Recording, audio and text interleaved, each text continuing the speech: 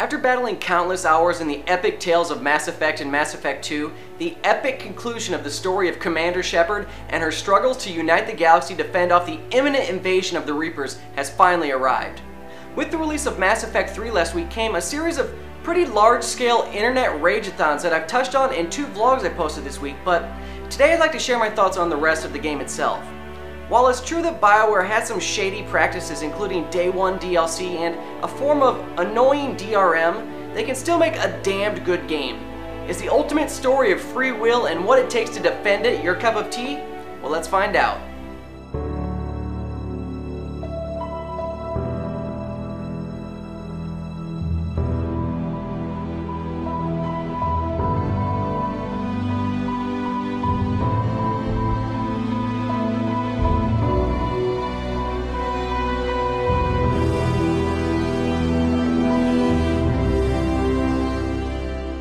The moment the previous 2 games have been building up to has arrived. The Reapers are here and they're destroying everything in sight, including planet Earth. Shepard and her crew have warned the galaxy about the invasion, and of course, everyone found them to be batshit crazy, so nothing was prepared to fend off the attack. The events in the game take place roughly 6 months following the final downloadable mission from Mass Effect 2 titled Arrival. Because Earth is now under attack, the Alliance restores Shepard's Spectre status, and sends her on a last-ditch effort to convince the alien races across the galaxy to play nice together, build an ancient Prothean artifact, and try to push the Reapers back to the ass crack they climbed out of. I absolutely loved every second of the story that was presented in the game, and I really enjoyed seeing Shepard start to fall apart as everything around her is destroyed and longtime friends are lost. The plot touches on hate, prejudice, and even new topics like artificial intelligence ethics. Some pretty fucked up shit went down in my playthrough that actually struck some emotions that I've not yet experienced while playing a video game. I was truly upset at some of the decisions that I made, and that stuck with me for quite a while. Many have criticized the game's lead writer for writing a poor story, but I disagree. I thought it was great. Unfortunately, there isn't much in terms of catch-up for new players to the series beyond a short paragraph of text. I suppose it might be enough for players who don't care about the story, but it's going to be a disadvantage to those that do. The graphics of the PC version of the title look great. I didn't have any problems running the game at a constant 60 FPS the entire game. Between missions, a series of beautiful cutscenes help tell the story, and some of them are pretty badass, including some epic space battles and emotional scenes showing Earth's people getting slaughtered.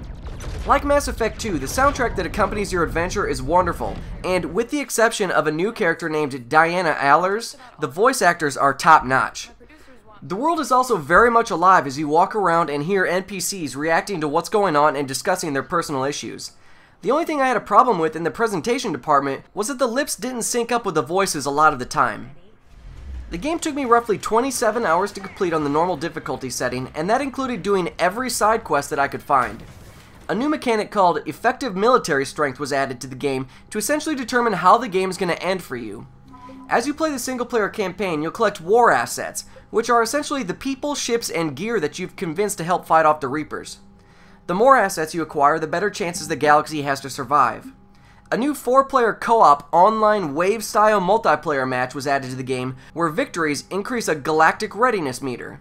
In the single-player campaign, your effective military strength is determined by multiplying the galactic readiness by the war assets, and that number will determine how the final battle will go down. You can get the best outcome by playing only single-player, but adding in a few multiplayer matches can really help you achieve success. I thought the integration of the galactic readiness into the single-player campaign was genius, and I really enjoyed gathering my war assets and integrating that with my multiplayer battles. With that, the multiplayer portion is actually a hell of a lot of fun. While you aren't playing any of the characters from the game, you can play as all the different classes and level them up to unlock more powerful abilities as you go. You earn credits as you complete objectives, which can then be spent in an online store. Unfortunately, the only thing you can buy is packs of random gear containing weapons, upgrades, and consumables. I suppose this keeps you playing if you want to collect it all. It's important to note though that neither the decisions that you're forced to make in the game, nor the decisions you've made in previous games really have an effect on the ending to the game. More so, they'll determine how the game plays out for you as you make your way to the conclusion. When you start a new game, you have the option to either create a new character with the canon choices that the developers have chosen from the previous games, or you may import a character from one of your past adventures. What you choose here will have a significant impact on the way the story plays out for you right from the start.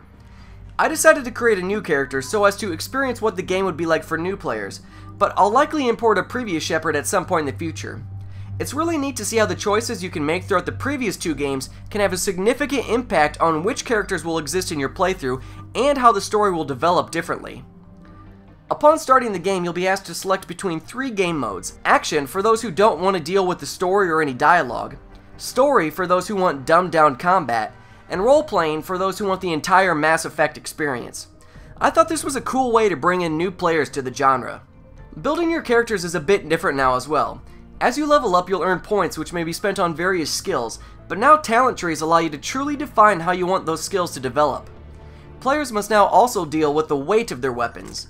As you add more and different weapons to your arsenal, the rate at which your powers regenerate depreciates, so if you want to use your abilities a lot, you've got to limit how much gear you're going to bring with you per mission. Weapons may also now be customized with scopes, larger clips, and more powerful barrels. You can acquire weapons, mods, and armor from shops, as well as finding it on the field. Various pieces of armor can be mixed up to fine-tune your character's statistics, but the best armor, in my opinion, was purchased from shops and was not customizable. The scanning minigame has been changed this time around, in that now you're hunting for war assets, and it's a lot less time intrusive. An indicator now tells you exactly where you need to scan the planet's surface, but now you also have to scan the entire solar system to find these resources. Using your scanner alerts the Reapers to your location as well, meaning you've got to move quickly to avoid instant death if they find you. The combat system feels pretty much identical to the system in Mass Effect 2, in that it's a third-person shooter with improved cover mechanics, and a pause button that may be used to issue commands to your squad mates or to use their abilities. A new melee mechanic was also introduced that really lets you destroy the enemies with your Omni tool. The combat difficulty felt spot on, and while I did die plenty of times, the autosave system prevented me from losing more than a few minutes each time. The way the story is interweaved into the nice variety of missions also keeps the game from becoming repetitive. If you watched my first vlog about Mass Effect 3 this week, you'll certainly know that I went into this game with a foul taste in my mouth. But after playing through this epic tale, I can certainly say it was worth it. Bioware has made an amazing game and concluded the trilogy in style with an emotional, non-happy yet clever ending. Mass Effect 3 is a third-person shooter action RPG that seamlessly combines all these elements into a wonderfully addictive game that I absolutely recommend to all gamers out there. If after watching this review you feel I've missed some things, I'd advise that you watch my first 2 vlogs where I discuss in more detail my feelings on a few controversial topics.